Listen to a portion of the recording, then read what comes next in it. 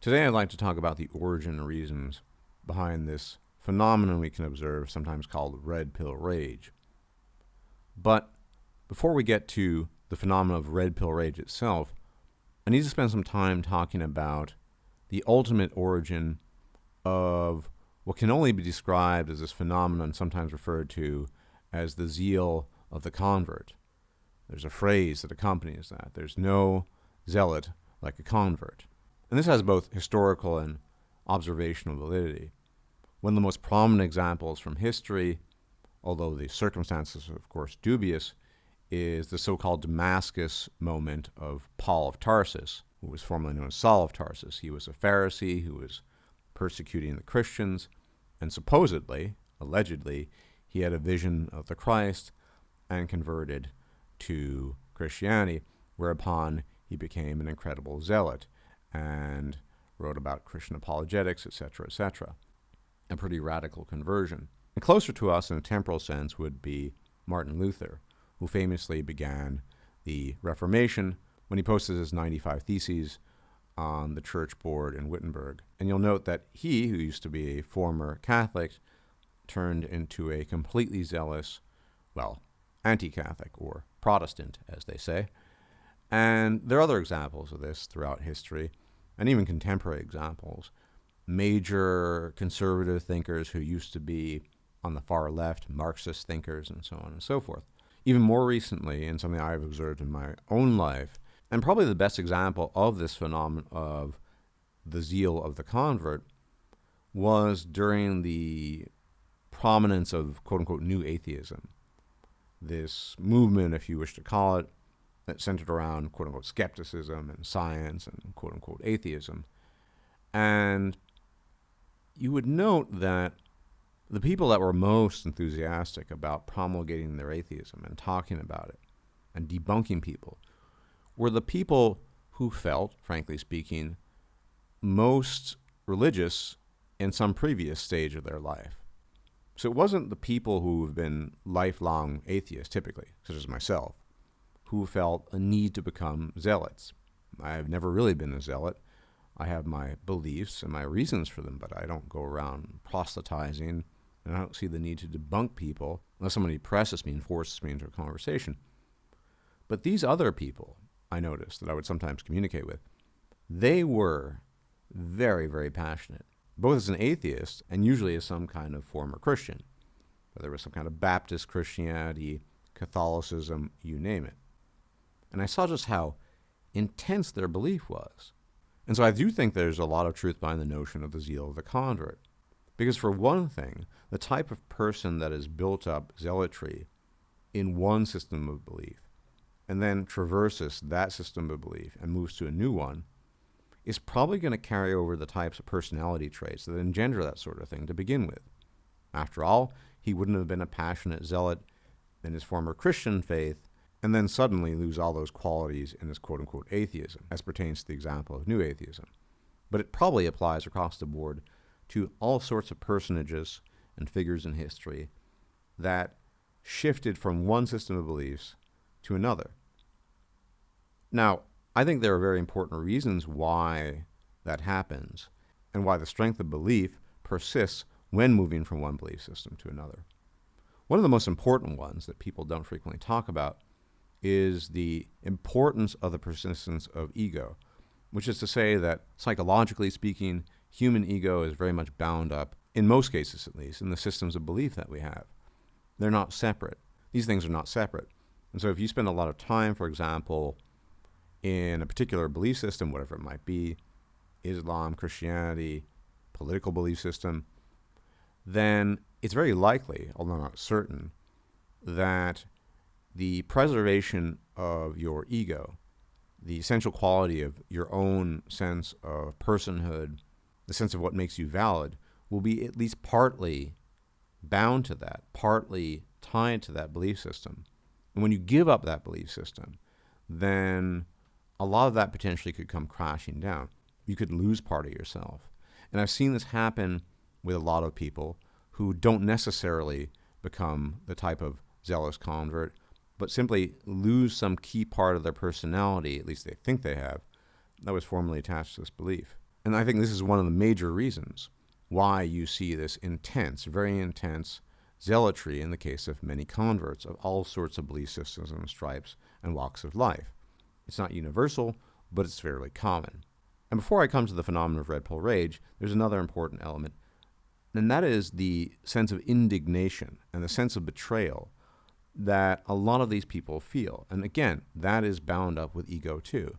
When you've been fed something that you used to believe was true, and you ascribed enormous importance to it, and it fed your ego, it made you partly who you are. And then someone comes around for whatever reason and tells you it's not the case, and you eventually believe that it's not the case. There's a sense of anger, betrayal, rage, at what could only be called a deception, at least in the eyes and ears of the recipient of this news. So the betrayal aspect is really important. I think it's pretty well manifested in a historical figure such as Martin Luther, who was viciously anti-Catholic, viciously anti-everything that didn't exactly go along with his own worldview. And you can see this in many, many individuals. So now to tie it into red pill rage. What is red pill rage? Well, in essence, I don't think that red pill rage is fundamentally different in its reaction or reactivity with respect to former belief systems that I've mentioned prior. I think that there's a sense of betrayal upon the realization that the individual who is overcome by this red pill rage experiences. Now, it's important to make a distinction here, because we can talk about the merits of religious beliefs and religious systems, but in the case of red pill rage, very often the sense of betrayal, the sense of having been deceived, is a very legitimate one, because throughout our lives as men, we're fed packs of lies, especially if you're a bit older. These days, things are becoming much more transparent vis-a-vis the internet.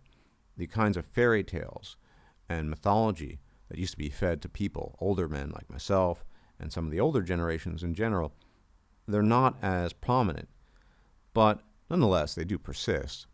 And the problem with red pill rage is that it is largely founded on a reaction to legitimate grievances, a sense of betrayal at lies been told, this notion that people are people and that one can be valued for one's humanity, this notion that you have some kind of legitimate personhood in the eyes of society and the world as a man. These are things that are manifestly not true, but either directly or indirectly, you're told that they are true. And then you experience reality. You realize just how superficial, how vain, and how indifferent the world is. And so it's a natural reaction, at least in part, to experience that degree of anger and rage when you find out that it's not true, in much the same way that somebody who is religious finds out later on that their belief system wasn't true and gets very, very upset about it. It's understandable. Now, the key factor here, of course, is the degree to which one gets upset. When I think about my own brief incursion into red pill rage, as I just pointed out, it wasn't very long, even though I did experience it. In the cases of these men who experience perpetual red pill rage and anger at the world, I think there's a good reason for that. It's probably because the system they believed in prior was a system they were utterly committed to. And in many cases, the commitment goes beyond just the metaphysical belief system, but also touches upon reality itself. For example, if you'd bought into certain lies about marriage and romantic love, and then you do get married, and then you have kids, and all these things, and it all comes crumbling down, and it turns out to be just a facade, an illusion, your investment in that, for obvious reasons, is going to be that much greater than somebody who just heard a bunch of stuff, maybe had a bad relationship or two, and is dealing with the fallout from that. So there is a sense of legitimate betrayal there when you've been told something that's just not true. And unlike religious claims, which are not really verifiable one way or another, we can verify the fact that men and women don't love each other for who they are, right? And people in general don't treat each other on the basis of common humanity, but on their utility, right? And there are different ways of interpreting that, but by and large, we're superficial animals. That's undeniable. But when you don't think that for most of your life and then get hit on the head with that information, what a shock that is. And I think in these extreme cases of persistent red pill rage, you also get this other phenomenon of a lack of subtlety, a lack of nuance in your interpretation of data or the world. So a lot of these guys go from something such as romantic love feels real, it's all important, blah, blah, blah, to it's all a lie without looking at why it's a lie. So, for example, they might become hyperbolic and exaggerate the percentages of women who engage in cheating, right? And then downplay the percentage of men who cheat. Or they might render themselves immune to new data points as they arise. They just want to view the world through a very narrow lens. This narrow lens being, in this case, the red pill. But the red pill, to my mind, and my humble opinion, ought to be something a bit more open, nuanced, and amenable to receiving new information and data. And this is the problem. Really, when it comes down to it, red pill rage is the manifestation of the convert's rage, the convert's sense of pain at having been deceived, his betrayal. This is why I also see so many red pill raging men launch into crusades where they have to proclaim their rage to the world. They have to make everyone aware of it. And it's understandable.